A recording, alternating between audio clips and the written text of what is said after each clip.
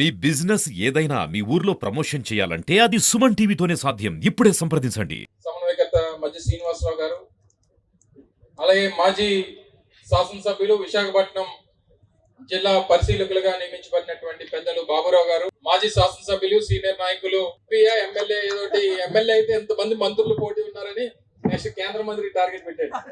మాజీ శాసనసభ్యులు పెద్దలు ధర్మశ్రీ గారు, పార్టీ సీనియర్ నాయకులు విశాఖపట్నం జిల్లా పార్టీ అధ్యక్షులు కేకే రాజు గారు, మాజీ శాసనసభ్యులు అన్నయ్య విజయ్ కుమార్ గారు, వేదిక మీద ఉన్నటువంటి ఎంపీపీలు, జెడ్పీటీసీలు, సీనియర్ నాయకులు, భీమిలి నియోజకవర్గ పార్టీ అభిమానులు, కార్యకర్తలు, పాత్రికేయ మిత్రులు, మీడియా సోదరులు అందరూ కూడా హృదయపూర్వకంగా 14 నెలలు పూర్తయిపోయిన తర్వాత రాష్ట్ర వ్యాప్తంగా మరి మిగిలిన జిల్లాలు ఏ రకంగా సమావేశాలు అవుతున్నాయో మనందరం టీవీలో చూస్తా ఉన్నాం.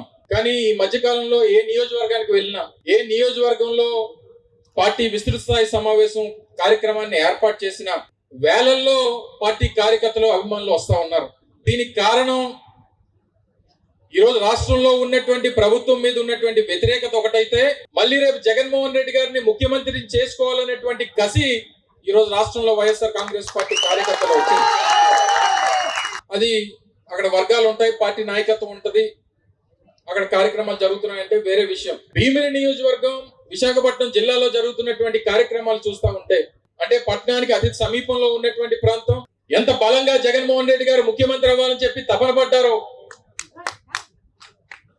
ఆఖరి నిమిషంలో క్యాండిడేట్ ని తీసుకుని వచ్చి మీకు పెట్టిన క్యాండిడేట్ తో మాకు పని లేదు, జగన్మోహన్ రెడ్డి గారు ముఖ్యమంత్రి అవ్వాలని చెప్పి అనుకోని మీరు పనిచేశారు.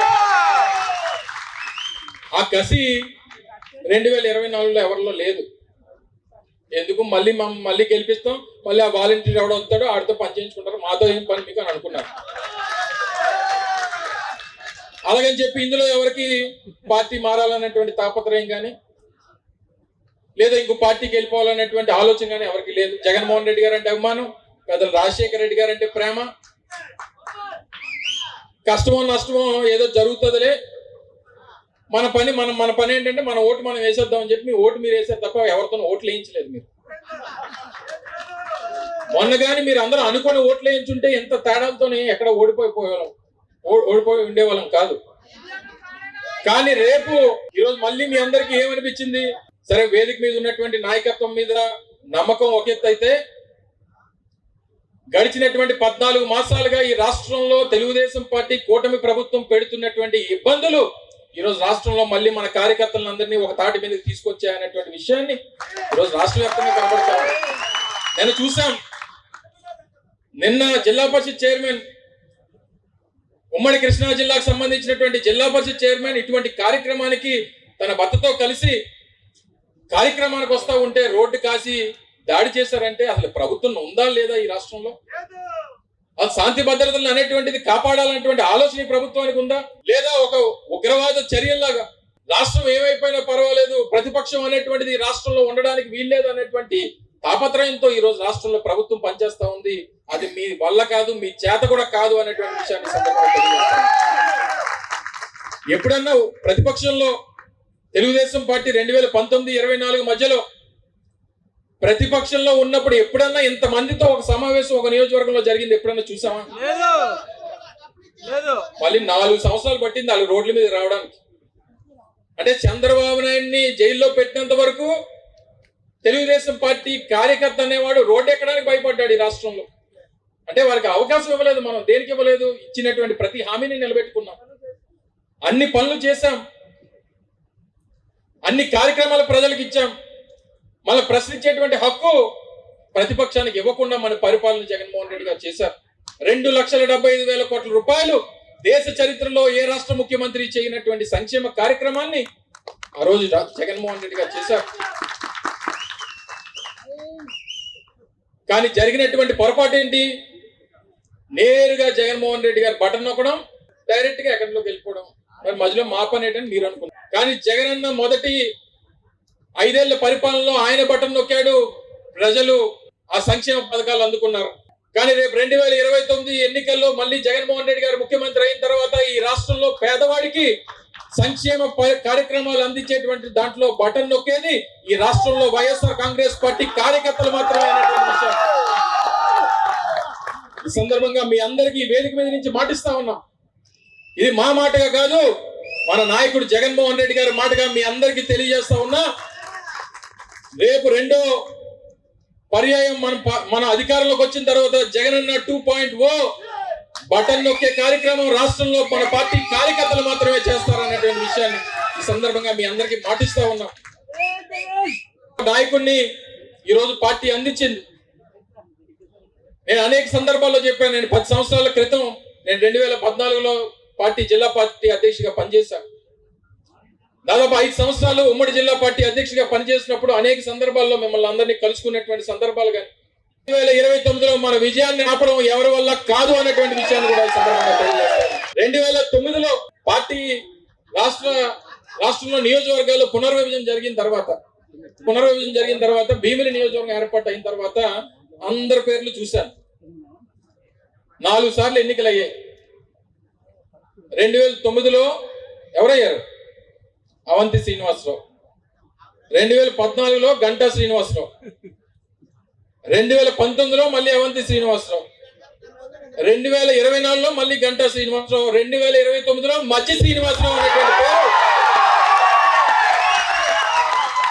రాష్ట్రం అని చెప్పి సందర్భంగా తెలియజేస్తా ఉన్నాం. అది సెంటిమెంట్ గా వచ్చింది, అనుకోకుండా జరిగింది. మధ్య శ్రీనివాసరావు గారి విజయాన్ని భీమిల్లో ఆపడం ఎవరి తరం కాదు రేపు 2029లో అనేటువంటి విషయాన్ని ఈ సందర్భంగా తెలియజేస్తా ఉన్నాం. ఆయన కేవలం నాయకుడిగానే కాదు, ఎవరికన్నా ఆపద వస్తే, కష్టం వస్తే, ఇబ్బంది వస్తే, అధికారం ఉన్నా లేకపోయినా ఆ కష్టంలో మీకు తోడుగా ఉన్నాననేటువంటి ఒక భరోసాని ఇచ్చేటువంటి వ్యక్తి, ఒక సేవకుడు మధ్య శ్రీనివాసరావు గారు తెలియజేస్తా ఉన్నా. ఇక పథకాల గురించి పెద్ద ధర్మశ్రీ గారు లేకపోతే పదనామాలకు కానీ ఏదైనా పని ఉంటే విజయనగరం వెళ్తారు, విశాఖపట్నం రాడు ఎవడు. మరి ఈ టికెట్ ఎవరు తీస్తాడు? చంద్రబాబు నాయుడు తీస్తాడా? మనమే తీసుకోవాలి. మరి ఫ్రీ బస్ ఎక్కడ? ఇంకా అన్ని అబద్ధాలు. 1 కాదు 2 కాదు, ఏది చెప్పినా అబద్ధమే. అయినా సరే జనం నమ్మారు. అందుకే అనేక సందర్భాల్లో కూడా మొన్న కూడా సమావేశాలు అయినప్పుడు చెప్పా, జగన్ ఏం చేశాడంటే, సహజంగా మనకి పూర్వం సామెత ఉంటది, అడగకుండా అమ్మాయిని అన్నం పెట్టదని. కానీ జగన్మోహన్ రెడ్డి అడగకుండా అన్నం పెట్టాడు. మనం అప్పుడు అనుకున్నాం గొప్ప కార్యక్రమాలు చేస్తున్నారు, ఈ కార్యక్రమాల వల్ల పేదవాడికి మంచి జరిగింది, వాస్తవంగా జరిగింది. కానీ ఒక్కసారి ముఖ్యమంత్రి అయిన జగన్మోహన్ రెడ్డి గారే ఎంత పెట్టేశాడు కదా, 2,75,000 కోట్ల రూపాయలు ఖర్చు పెట్టాడు కదా. మరి 3 సార్లు ముఖ్యమంత్రి చేసిన చంద్రబాబు నాయుడు ఇంకెంత పెట్టేస్తాడు అనుకున్నారు? పెట్టేసుకున్నా అలాగనుకున్నారు. తీరా ఫలితం 14 నెలలుగా చూస్తూ ఉన్నారు. చివరికి అందుకనే రేపు రానటువంటి కాలంలో కూడా ప్రతి పేదవాడికి, కష్టాల్లో ఉన్నటువంటి ప్రతి పేద కుటుంబానికి, నష్టపోయినటువంటి ప్రతి ప్రాంతానికి రేపు రానటువంటి కాలంలో వైఎస్ఆర్ కాంగ్రెస్ పార్టీ అధికారంలోకి వచ్చిన తర్వాత మంచి చేసేటువంటి బాధ్యత మళ్ళీ వైఎస్ఆర్ కాంగ్రెస్ పార్టీ ప్రభుత్వం జగన్మోహన్ రెడ్డి గారి నాయకత్వంలో తీసుకుంటామని చెప్పి తెలియజేస్తా ఉన్నాం. ఎంత మోసగాడంటే చివరికి అమ్మఒడి కూడా నా కొడుకు ఆలోచన అని చెప్పి చెప్తున్నాడు. అంటే ఎంత సిగ్గు లేకపోతే, అన్ని వదిలేస్తే తప్ప ఇటువంటి మాటలు మాట్లాడి ఎవడతారం కాదు. అమ్మఒడి నీ కొడుకు ఆలోచన అంటే ఎవడికో పుట్టిన పెట్టకుండా నువ్వే పేరు పెట్టేస్తావు. ఇది నీకు తరతరాల నుంచి వచ్చినటువంటి ఆనవాయితీ. ఎప్పుడన్నా నీ జీవితంలో ఈ సంవత్సరంతో కలిపి 15 సంవత్సరాలు ముఖ్యమంత్రిగా చేస్తావు, నీ పేరు చెప్తే గుర్తొచ్చే ఒక పథకం చెప్పు. మన ప్రభుత్వం ఇచ్చినటువంటి సొమ్మొకటిది సోకొకటిది. ఇంత ఘోరమైనటువంటి ప్రభుత్వాన్ని నాకు తెలిసి, నా తెలిసిన తర్వాత ఎంత అన్యాయమైనటువంటి ప్రభుత్వాన్ని ఎప్పుడు చూడలేదు, మళ్ళీ రేపు చూడబోము, మళ్ళీ రాష్ట్ర ప్రజలు చూడనివ్వరు అనేటువంటి విషయాన్ని కూడా ఈ సందర్భంగా తెలియజేస్తాం. తప్పకుండా మీ అందరికీ రేపు రానటువంటి కాలంలో ఏ ఇబ్బంది వచ్చినా, కష్టం వచ్చినా, ఇక్కడ చాలా మంది సీనియర్ నాయకులు ఉన్నారు. అన్ని కూడా విజయనగరం జిల్లా పార్టీ అధ్యక్షుడిగా, జిల్లా పార్టీ చైర్మన్ గా వారికి కూడా అనేకమైన పనులు తీసుకున్నాడు అనేటువంటి ఒక నమ్మకాన్ని మాత్రం దయచేసి మీ వేదిక మీద ఉన్నటువంటి నాయకత్వం మన అందరి తాలూకా బాధ్యత.